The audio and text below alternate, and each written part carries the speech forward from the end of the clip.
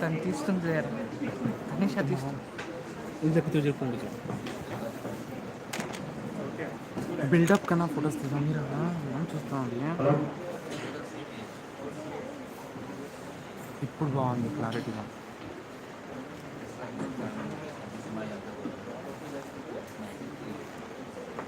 Good afternoon, one and all. Welcome back to the post-lunch session. I, Dr. Priyami, on behalf of our management department, would like to introduce Dr. Pavan Sharma, next speaker for this session. Pavan Sharma, co-founder PCL in 2019. He has 130 plus member team all across, and they are working for 3 different localities. He has been recipient of winning EdTech application. He has worked in different capacities from being advisor to board of directors. He has also worked with Ministry of Home Affairs.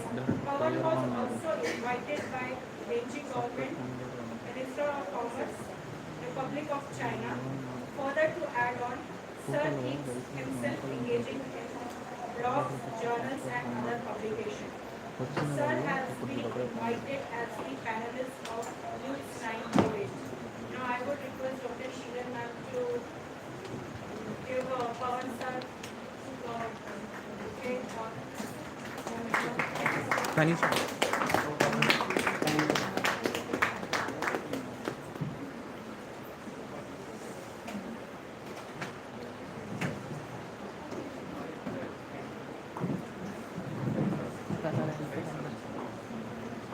Yes, it's time to leave. Good afternoon, everyone. I think what I understand is some of your teachers and some of your students. Yes, sir. This is the business management MBA. Engineering as well. Okay. So I don't have any formal presentation. I just share some of my experiences with you on how you can start up. The topic is legal forms of startup. That's quite straightforward. It will take about 5 minutes. But the idea is to discuss with you. I understand some of you are also starting your own company, right? How many of you are in the MVP stage? I think there are some startups. Are there startups here in this room? Is anybody startup? Yeah. Ideas. Okay. Anybody? Okay. So anybody in the ideation stage? One. Okay. So one. Okay. Then this will be important for you. Right. So let me start with the topic of the session, that is legal forms of startup. Now in India we have different ways by which you can do business. The most important one, the most popular one is private limited company. We also have limited liability partnership, and these are 2 primary modes of starting businesses in India. In addition to these 2, you also have partnership firms, you also have sole proprietorships, but these are businesses that normally people don't start up. The problem with these entities is unlimited liability. So we have a concept of liability and unlimited liability. So limited liability partnership and private limited company, as the name suggests, says limited, right? Which means that the liability of the owners of the business is limited. So by limited we mean that the personal assets of the owner are not at stake, and is concerned, it is possible that the vendor or the customer sues this company. And in case you have an unlimited liability business, the personal assets of the owner are at stake, which means the owner could lose personal liability, his house, his car. But if it is a limited liability business, only the assets that are within the company would be liable as far as the let me say suit is concerned, right? So the concept of limited liability is that to the extent of capital that is invested into the business by the owner, the creditors or the customers can sue the business. So for example, I am a business owner, I start a private limited company and I invest 1 lakh rupees into the business. In case the company gets into a dispute with any of its stakeholders, the stakeholders can sue the company only to the extent of this 1 lakh rupees and nothing more.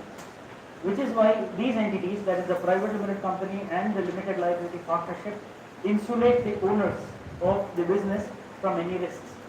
If you look at a sole proprietor or a partnership firm, there is no insulation, and which is why startups are formed in these two structures. You of course have public limited companies. I will keep that outside our discussion. Public limited, basically companies that you would see being listed, right? You have to be a public limited company to allow a much larger base of people to be able to invest into your company, right? So a private limited company can have up to 200 shareholders. If you need more than 200 shareholders, you have to set up a public company. Given the nature of this discussion, we are talking about startups. I shall not go into public limited companies. Right? We shall limit ourselves to private limited companies and LLPs. So for those of you who are willing to get into entrepreneurship or you want to start your own business, I would suggest a private limited company to be the best form of structure for you compared to a limited liability partnership. The advantage of a private limited company is that you can define your capital structure in a much clearer manner. Now I'm throwing a lot of words at you. I don't know if any of these make sense. If you are studying business management, are you familiar with the concept of share capital? Yes, sir. Awesome. Can any one of you tell me what share capital is? Amount invested by owner. Is the amount which we Okay. I heard somebody else from here say it. Okay. So if you look at share capital and if you look at the definition of the amount that we invest into the business, now we look at a limited liability partnership and we have a concept of capital, not share capital, just is capital, right? So if you look at amount invested into business and it becomes a very generic statement, it will hold good as far as a limited liability partnership is concerned, because that is money that is invested into the business. But as far as a private limited company is concerned, you have share capital, which means that this capital is broken into units, which we call as shares, right? Now you can participate in the share capital of a company by acquiring these shares. So for example, if you look at a capital base of 1 lakh rupees, that can be broken down into 10,000 shares of 10 rupees each. 1,000 each. 1 lakh shares or 1 rupee each. Now under SEBI guidelines, you cannot go below a rupee. Now of course private limited companies also restricted to a rupee, don't go below that, but companies outside India, you have the concept of fractional shareholding, or for that matter, the capital face value, so to say. The 1 rupee, 10 rupee and 1,000 rupees that you said is called face value, right, as you know. Now the face value itself can be less than 1 if you look at companies outside India. In India, we restrict it to 1. So share capital allows any person to invest and own a portion of this company, correct? So it can be proportionately owned, and limited liability partnerships do not come with this advantage. It is very hard for somebody to define a capital structure in a limited liability partnership because you have a concept of fixed and fluctuating capital.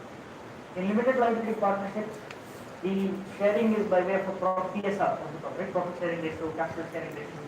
But in the case of a private limited company, you can actually define the capital structure, right?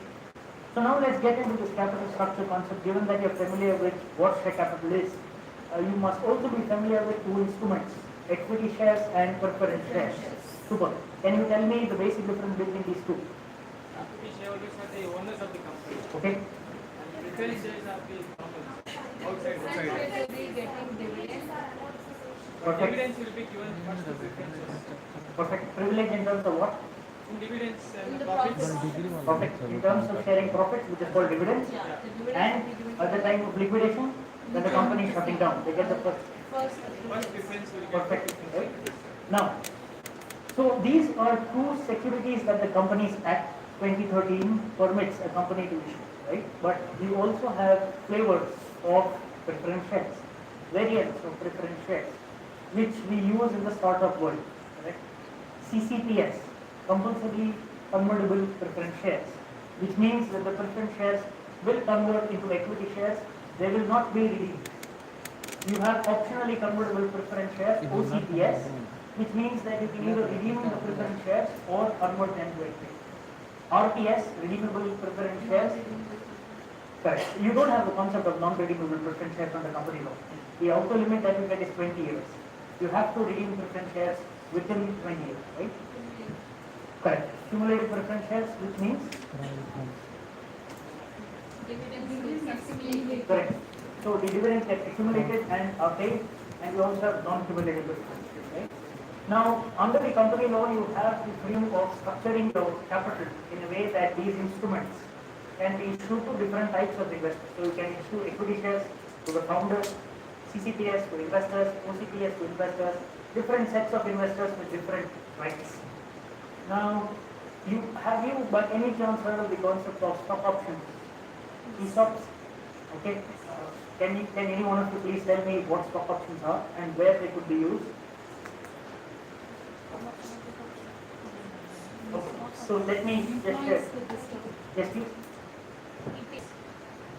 Yeah, go on, please. Employees get the option, they Perfect. are shared for their recognition of their contribution, they can participate. They are given, Perfect.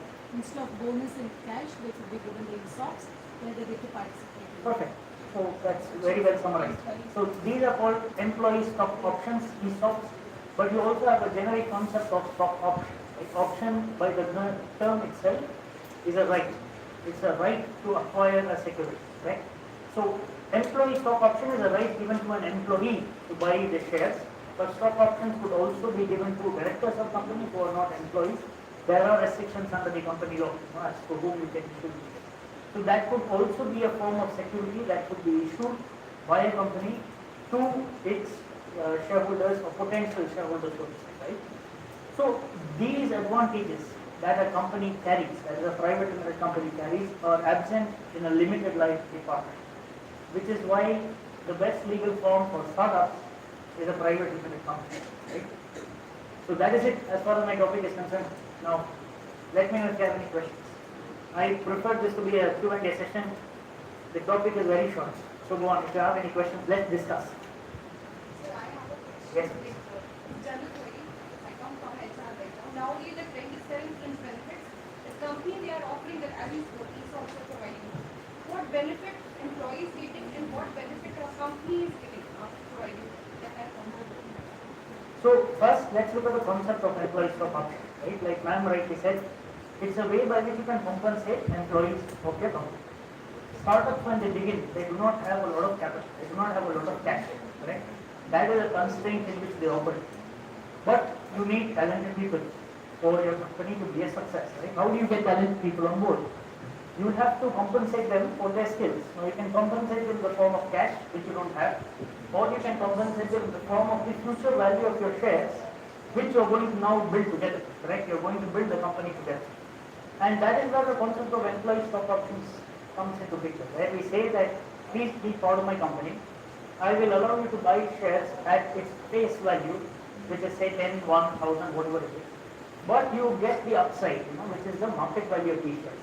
Say after 2 years, 3 years, if the company is invested, if it is acquired, or say after 5 years, 7 years it goes for IPO, there is now a market value of these shares, what we call the fair market value, right, FMV.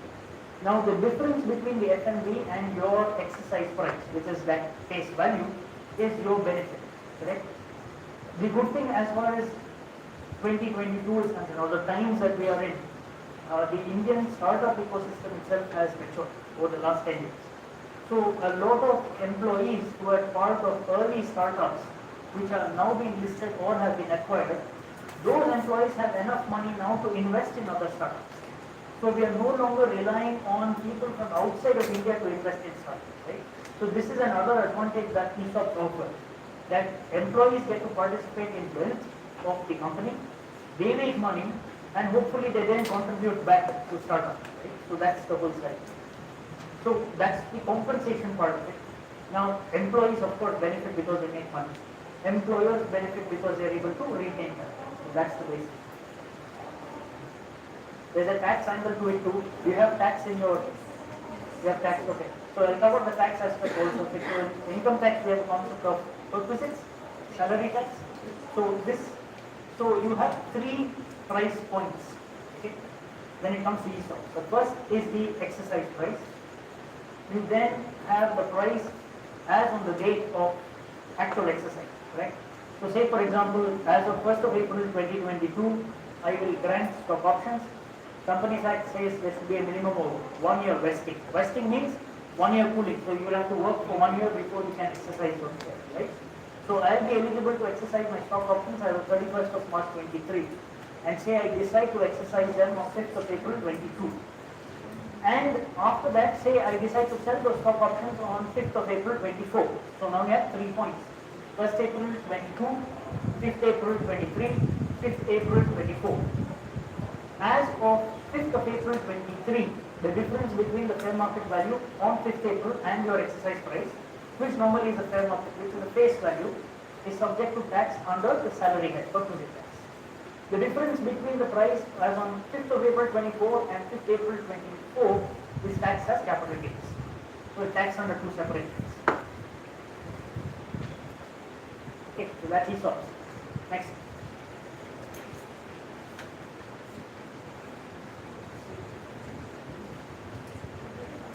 There's even 5 years cooling period, sir. So what is that for? 5 years cooling period. Yeah, I heard. Not sure of a 5-year cooling period. I know that there is a 1 year cooling period after the company is listed. The promoters of the company cannot, there's a lock-in basically. Okay. Promoters of the company cannot sell their shares in the market. I am not sure of a 5-year cooling period. I can check. If you have any reference, please check online. You just give me the reference and they will. Yes.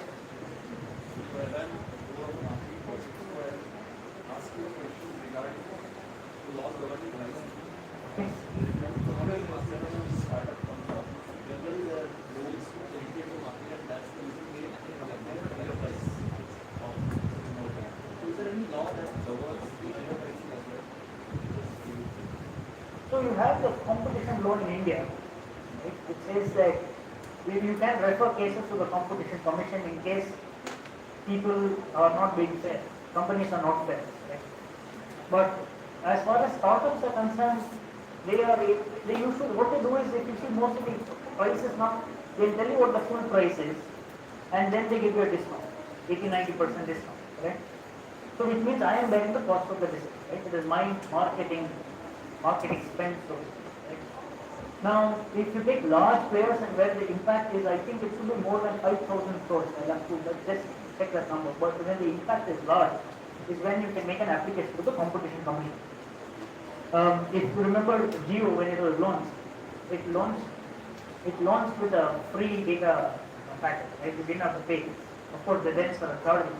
But then you had other players who went to the competition commission saying this is unfair. And they beat the TRAI laws and so on. Right? But you have the competition commission to go, you can go and petition. Now, startups increasingly have started moving to a pricing technique which is not discount based, because investors have started asking for profits. Last 10 years, you could have priced your product, you could have priced your service at any number. You could have given it for free. The theory was that I'm changing the behavior of the customer. I want to get enough people on board. I want them to start using my app. So I'll give everything for free. Unfortunately, I personally hate this concept of giving things for free, because it is not sustainable. Your company is bound to collapse, and which means that you are relying completely on investor money at every stage. And now we have reached a stage where it is not sustainable, and which is why investors have now asked startups to price their products fairly. So I don't think so we will continue to see these heavy discounts. Maybe in 2-3 years the trend should change. Other than ESOP, is there any other stock options? Yes. So we have a concept of warrants, and we also have a concept of stock appreciation right, SAR. Now warrant is more of a generic term, a share warrant. Share warrant is again a right. I have a right to buy a share. But the advantage of a share warrant is that you can redefine the price. The companies law allows public companies to issue share warrants. Private companies, the law is unclear, but there is nothing prohibiting you from issuing share warrants. The second one is stock appreciation right, SAR. SAR, by the way, is preferable compared to ESOPs. ESOPs, when you own the shares, you become shareholders of the company. Now I'll give you an example. Say I start a company and I have given stock options to an employee exercises, and the employee quits. But the employee is now a shareholder. The employee quits and joins my competitor. Now because the employee is a shareholder, the employee has the right under company law to petition and see my books of accounts. though he's part of my competitor's company, I cannot stop him. Which is why ESOPs is something that we don't recommend. We recommend SAR. SAR basically, as the name says, stock appreciation right. The growth in the price. So if you go back to the same example, 5th April 24 versus 1st April 23, the gap between this price will be paid in cash by the company as a bonus. Okay? But you get to participate in the growth of the company. That can also be a form of a stock option.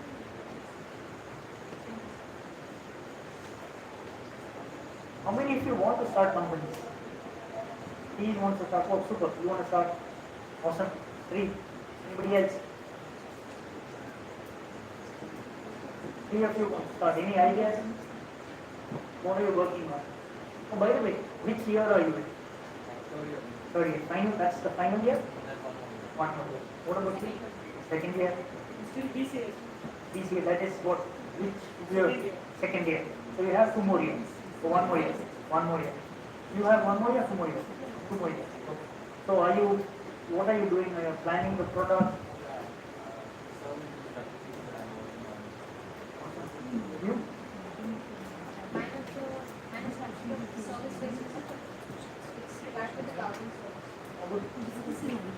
What about you? Application. What application? Related to some nature. Nature. Okay, good. Super. And maybe when your idea is a little more clear, you can think of starting a company. Give it a few months. See, one thing that I have to tell you, starting companies is easy in India. It is painful to shut down companies. Okay? Sustain is fine. You sustain. Shutting down companies is a problem. Okay? Because say you want to close your company, you want to start a new business, you have to close this company formally. Earlier it used to be a pain, it used to take 2-3 years. When I started my CA, now it's 6 to 9 months. Right? It's good, but it is still a painful process. So before you start a company, be very sure you want to start one. Otherwise, you have to continue filing your papers every year. It's a painful process.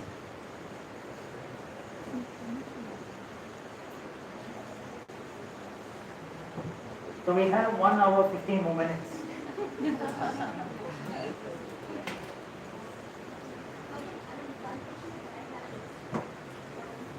will get integrated with us and will start working on their ideas and they go through these steps of validation.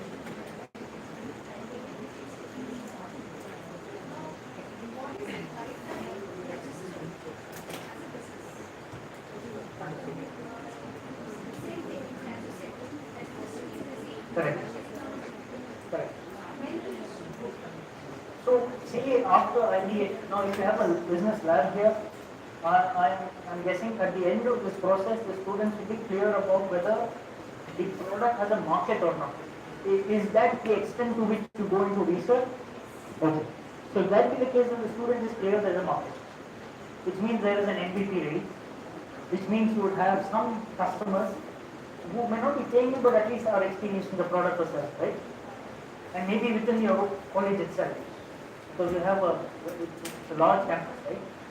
So the good thing to do is once you've tested amongst this group, it will be good to meet incubators and accelerators. This term is used interchangeable, right? Now there are a lot of industry experts, and in Bangalore is thriving. You find a lot of accelerators and a lot of incubators, and these are experts. It will be good to go and meet some of them and discuss your idea, whether it holds water or not, right? Because you may believe with the test that you have done in your campus, it is a good idea. But the question is, does this have a future, correct? And can this idea be fine-tuned? And once this has been vetted by a couple of experts in the industry, who have seen startups, who see it on a daily basis, is when you should go and think of starting a company, right? Before that, it will be too early. Now, when is it too late to start a company? Okay? I have seen a lot of entrepreneurs who start companies, who got customers, who got a brand, who built a product, and after 1 or 2 years they wish to start a company, which is already too late. Which means that your IP basically the product that you build, your customer base, your trademarks, your brands, it's all locked up as far as you as an individual are concerned. Now to transfer all of that into a company has tax issues, has corporate law issues, it's an absolute mess, right? So meet a few experts after the program is completed. If they believe that your product is good, your service is good, and you are sure that you want to move into entrepreneurship, then start a company. Because starting a company is extremely hard. It looks fancy, looks amazing. Newspapers will tell a lot of good things. Everyone's a superstar. But there are a lot of people who struggle every single day. It's very hard to run companies. So if you are sure that this is a career path that you wish to take, then start. Is there a difference between registering a business and registering a company? So registering a company is a type of a business, right? So company is a type of business. So registering a business could be either a company or an LLP, right? They are two different entities. So they both are registered by the Register of Companies, ROC. It's under the Ministry of Corporate Affairs. So registering a business loosely translates to registering a company or a limited liability company. The process is fairly simple now. It will take about 3 days to 2 weeks, depending on paperwork, for you to start your company. It's fairly simple. How would they make the proprietorship or partnership? There is no. So like I explained, proprietorships, partnerships have unlimited liability. No investor is ever going to put money into your I'll not say company, into your business, because it is an unlimited liability. Your personal assets are at stake. You may find friends, family who may risk their money. So apart from that, no serious investor is going to put money into a partnership. Correct. So we've seen from, I think as we all know, there are many types of funding, from equity, difference, debentures, angel investors, etc. So as a chartered accountant, have you seen a new type of funding coming into existence, a new kind of instrument, which we can feel, yeah, this is going to be the future, or this is going to make the life of the entrepreneur easy in the way of funding and capital? When you say easy in terms of paperwork, Obtaining. funds. Because many ideas have died because it's not seen funding. I mean, it doesn't have a proper. Very good ideas, very innovative. We have spoken a lot about creativity in the past 2-3 days. But when it comes to a real creative innovation, first when it is taken to any person, it gets rejected. And after a few months, it goes to the hands of people who have funds. Like it takes plucked by the big wigs. So now how do a small school or a college going student, a very young boy, how is going to get the funding? Okay. So then let me rephrase your question. It is about access to capital rather than the type of instrument. So there are 2 or 3 different cases, right, to raise capital. The first is usually your friends, family. That's the first group that you go and access. We call them the friends and family round. We also call them the friends and fools round, right? Because these are people who trust you. Then we go into angel funding, angel investors. Angel investors are HNIs or people who are used to investing in businesses, and they become the first formal round of funding. And from there onwards, you get into funds. Funds are alternative investment funds, AIFs, and these could be either seed stage, early stage. They could be, accelerators, or they could also be a large VC funds. And then the last stage, of course, is IPO, where you go to the public to ask for money, right? Now the first stage, which is the friends family stage, is where getting capital is hard. Now there is a reason to that, and it's not got to do with startups. It has got to do with the economics of our country. The fact that not many of us have disposable income, correct? Now outside India, it becomes slightly easier to get capital because people have more disposable income. They're willing to take risk, correct? Now here's a question for you all, and you can guess. What percentage of Indians earn more than 1 lakh rupees a month? Yeah, very few is right, but what percentage? 25%, okay. 20%, okay. 30%, okay. 5%. The answer is less than 1%. What's the population of India? 125.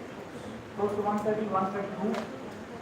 Less than 1% earn more than 1 lakh rupees a month. Okay? One more. How do you feel health insurance is important? Life insurance is important. What percentage of India is insured? Everyone. So 100%, 90%, no, 80%, 70, 20, 5, 2. That's actually 3. Yeah, 3 or 4%. You're right. So the percentage is actually terrible, right? Now you're looking at you let's merge these two together. Okay, you have less than 1% of India earning more than 1 lakh per month. You have less than 4% of India who will insure on their own health, on their own life, right? Now, how many of such people can you go and ask for money to invest into a startup that you yourself are not sure of, and you don't have money to invest in yourself? Right? Very small. So that is a problem. But things are changing now. Like I said, ma'am, that the previous group of startups, you had employees who had a large group, they made money, now they'll invest, hopefully they'll invest back, and the cycle continues. Unless we as a country, we have more disposable income, it will be very hard for us to find a group of friends and fools who will put money in your business. Right? So you have to rely on institutional investors, and they of course are picky. Right? What is the rate of interest that a fixed deposit offers? 5-6%, correct? TPF 7-8%. Yeah, and these are some of the best rate of returns that you get in the world. Right? Now you have a startup, you can just throw your money is lost. Right? And I invest in a college student goes away tomorrow, what do I do? Right? So when you set up your labs, you are teaching them about the product. What about the discipline that goes into running a company? Right? You may register a company and say the company is this room, and lock the room and go away. Who's there to catch it, right? So companies, risk capital, company sector is never going to protect the investor, right? So which is why investors are extremely picky when it comes to selecting companies.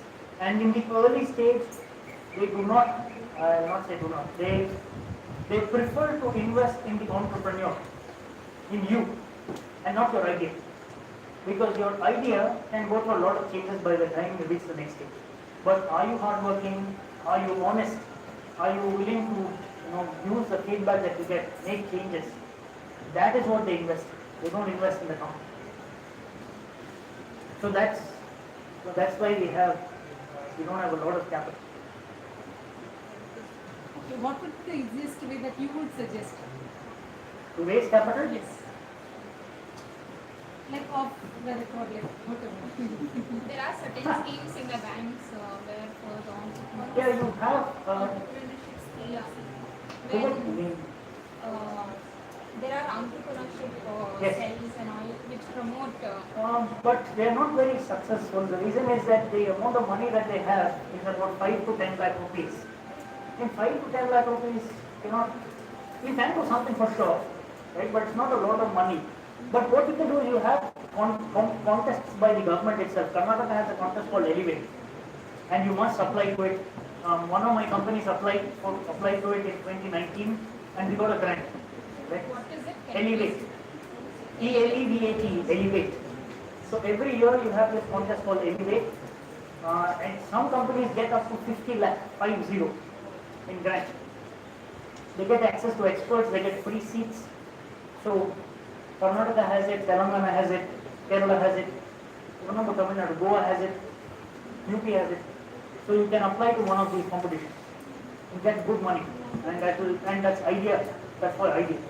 They call it idea to POC, idea to proof of concept. So it's worth applying. Banks, I doubt they'll ever give you money for it. You need to have 2 years income tax returns, 2 years balance sheets. You need to have a guarantor, and you need to have collateral. So what is the basic steps we follow for registering a startup? So one, you register a company. So private limited company, you apply to the MCA. There's a form called INC 21, and you have all your KYC, Aadhaar, and you attach it. You need to have a unique name. The name has to be approved. Once the name is approved, you then have to submit the MOA, AOA, so proof of address, proof of identity, then the ROC. And it takes about 1 to 2 weeks time. And once your company is set up, you'll have to apply for certain licenses, which are your GST, Income tax PAN comes with the registration. EPF, Provident Fund and State Insurance comes with the registration. But you'll have to apply for GST. We have a state law called the Shops and Establishment. You need to get licensed there. Some businesses have to get trade licenses under BBNP norms. Apart from this, I will say. What are the benefits of Udyog Aadhaar? Udyog Aadhaar. Aadhaar number itself? Aadhaar number which is registered by the startups. So, Usually, it's like an helpful. identity for a person. Correct. The companies also have that Aadhaar. Actually, they use the owner's Aadhaar to complete the KYC faster. So normally what would take 4-5 days gets done in minutes because they check your KYC using your OTP. So that's why Aadhaar is there.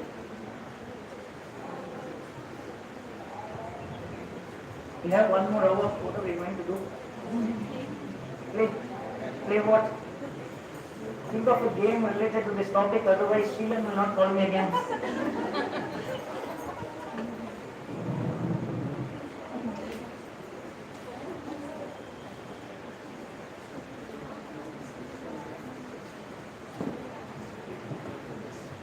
That's it, no more questions.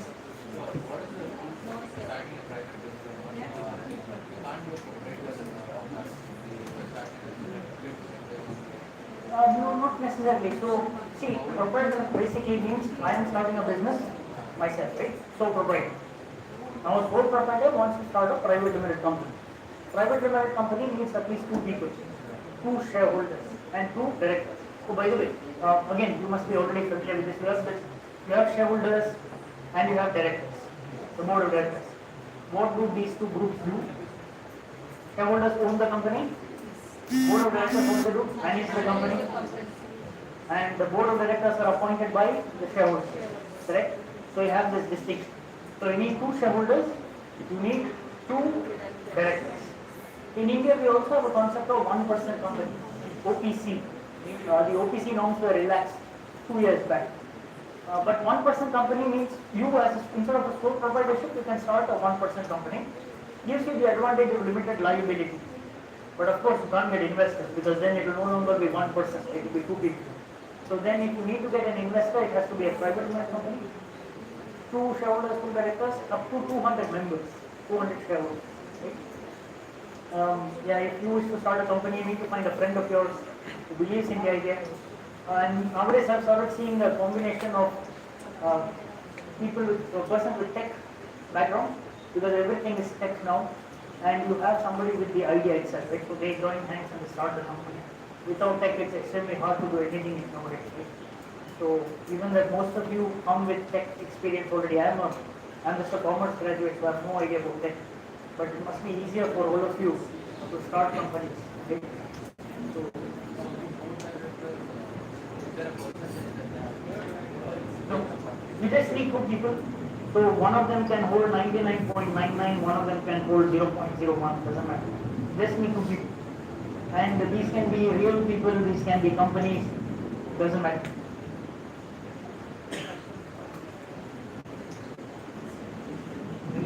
Yeah.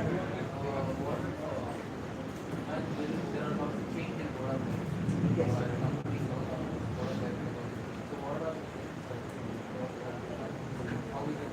So how does a change in the board of directors happen? Okay. So now the company initially appoints this board, correct? Now in a private limited company, usually the directors and the shareholders will be the same. Now in case you get investors feel that they should have their representative on the board.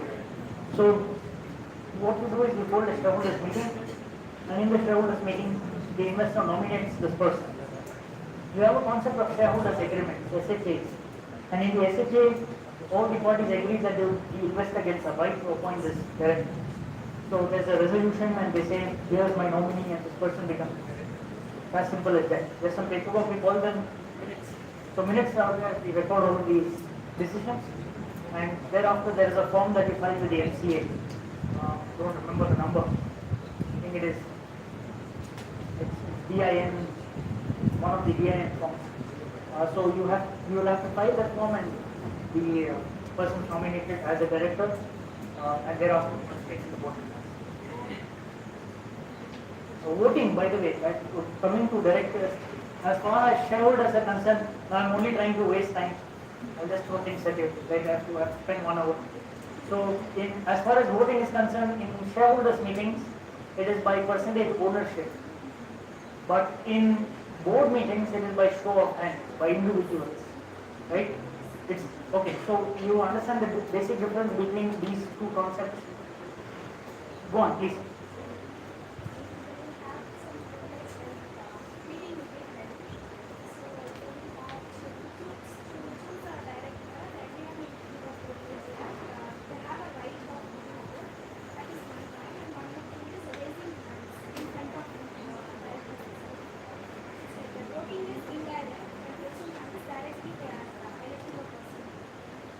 No, from a voting perspective, if you look at a shareholders meeting, you go by the percentage ownership. Okay? But if you look at a board meeting, there is no percentage ownership there. When we say show of hands, it is the actual number of people in the room. I'll give you an example. Let us say the three of us start a company. Okay? I own 90%, 5%, 5%.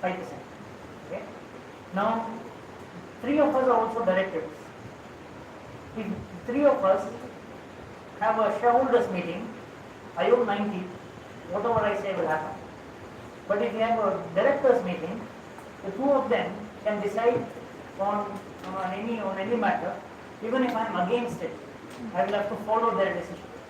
So percentage doesn't matter anymore, correct? So which is when you are setting up companies, you have to be careful about two things. How much of capital you give away and who you get as a director, how many of them are on your side as founders, and how many of them are on the investor side. Because though you may own the majority, the investors, if they own the majority of the board, they can send you home. So that is why you have to structure both properly. Shareholders, that's the capital, and your board of directors. So basically I'm from tech background. So if I want to start a company, whose help would be good for all this business team? So what help? Business team help. Whose help would be good for me? The business team as in to set up the company. Yeah. You can take the help of any CA, company secretary, lawyer. So anyway, they'll be able to help. Actually, you can go to, like I mentioned, Elevate. You have it in Diamond District, NASCOM. They have the NASCOM building there. You can walk into their office and you tell them that I want to start a company. They have a team of some very good experts. They'll be able to guide you. They'll be able to also set up your company. There are people empaneled with them, so they'll be able to direct you to the right professional to start the company actually. It's a consultancy. No, NASCOM is it's an association of software for tech basically. National Association of Software. I think I don't remember the name. Software service. Maybe, yeah, but that is quite popular and that's good for tech. So they'll be able to guide you.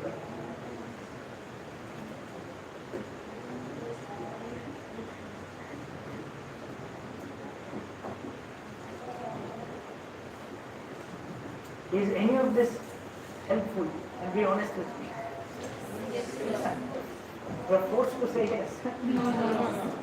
Yeah, I hope it will be of help. It will, maybe 2-3 more years by the time you start your companies. What do you do in your lab though? What do you do in the lab though? What ma'am mentioned? You have a lab, right? Yeah.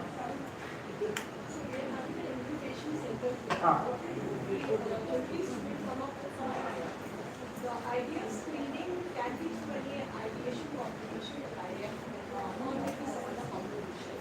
And we need to have a clarity with getting that student is serious about it and he is going to take it to the next level. And then we try to give them the mentoring and market research support. And then we try to understand what is the help they need from us.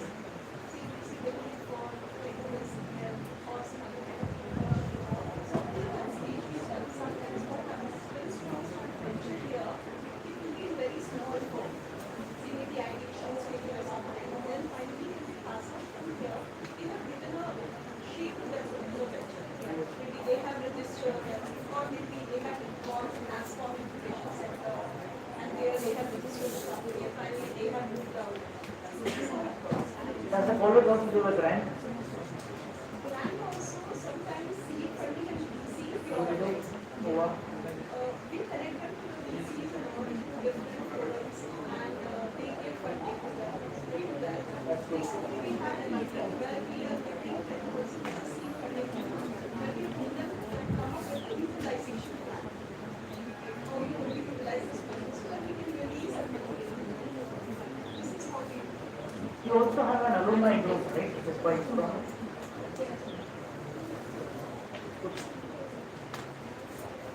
Okay. Yep.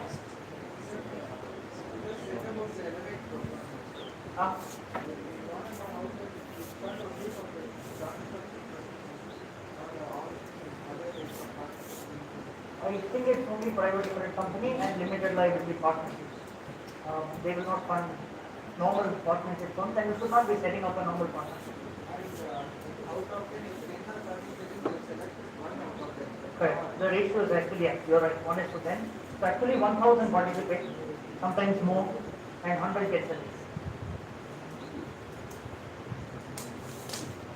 Has anybody thought of an idea of agri-tech? Agriculture and tech. Well, if anyone's interested, you should, because that could be the future, right? So you need, Related to those plants and tech. correct, you want fabulous, because you know that could be the future.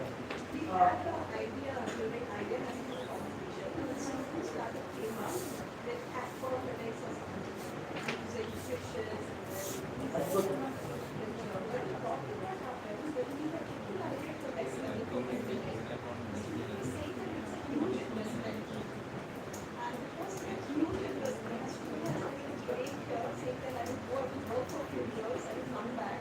Though I have land and all resources available, we have a hands-on experience and then I come back. So let me take that statement right now. See, you can start a business, but maybe every business is not a startup. Right? Now I can run a business, I can run an aqua farm, for example, right? Or I can actually do agriculture. Get 2-3 acres of land and plant whatever I want, right? That is not a startup, it is a business, right? But when you look at the startup side of it, usually you need some innovation in the whole process. Maybe they were bringing about some innovation in the feed itself, or maybe I don't know, there are biotech companies in Bangalore who tinker with the gene pool of the fish. So they do all crazy things, right? So unless it is that level of innovation, it's very hard to get funding. The reason I mention agri-tech is because it has a lot of potential. There is not a lot of technology even today that is being used. You have a massive consumer base, 45-50%, and the government is also encouraging agri-tech. In Bangalore, you have C-Camp. C-Camp is somewhere near the airport, but they have a fabulous premise where you can get into biotech, agri-tech, and it is a good career to pursue. Not very expensive. You don't have a lot of experts too in this field. So if you are able to make a good name, the next 5-10 years could be for you. So think about it, agri-tech.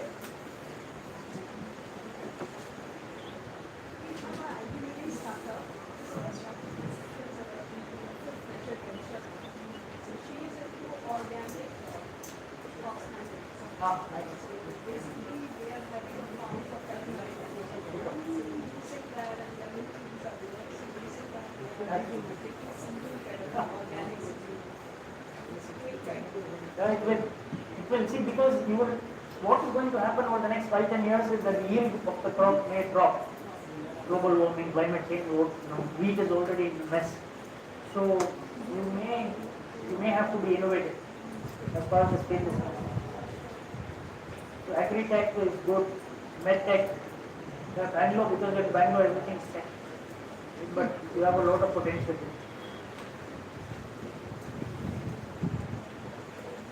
Actually, just agriculture also could be good, because the quality of seeds, I do know of a company based out of Uttar Karnataka, I think Sirsi or some place.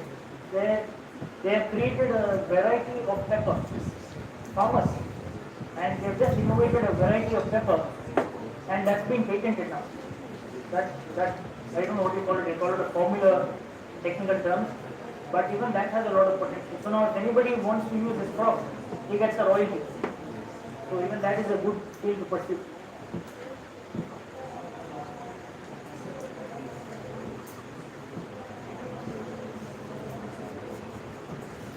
Okay, so what should we do? Shall we wrap up? I'll bore you to death. We have another 15 minutes. Yeah, we wrap up. She's eager to get out. Yes, sir, let's finish. Do you have any other questions for me? Okay, awesome. Thank you so much. Oh, sorry. No, sir. Now the generation like what the students, anything that we say in case of new things, new ideas, the only thing they come up with the apps. Yep. So now what about the generating business ideas? Is there a sources where they can really generate good product or service ideas? Tough question. Again, if you look at truly innovative products, Maybe ideas, there are very few. The reason why most of them go through the app route is because it's relatively easy to create. An app is a medium now, and you get access to a vast audience, right? If you look at India, even if I don't have 2 meals a day to eat, I have a mobile, correct? So I have a consumer base, and India, you see a lot of startups giving things for free. So most of the revenue comes from ads, right? So that way you're at least able to get your product out. True innovative products, in my last 10 years of experience, I've seen very few, and if it is truly innovative, they don't get funding because there is no market, nobody is willing to take the risk. So really good ideas usually don't see the light of the day, but you have a lot of rubbish that gets a lot of attention. Okay, thank you so much. No problem.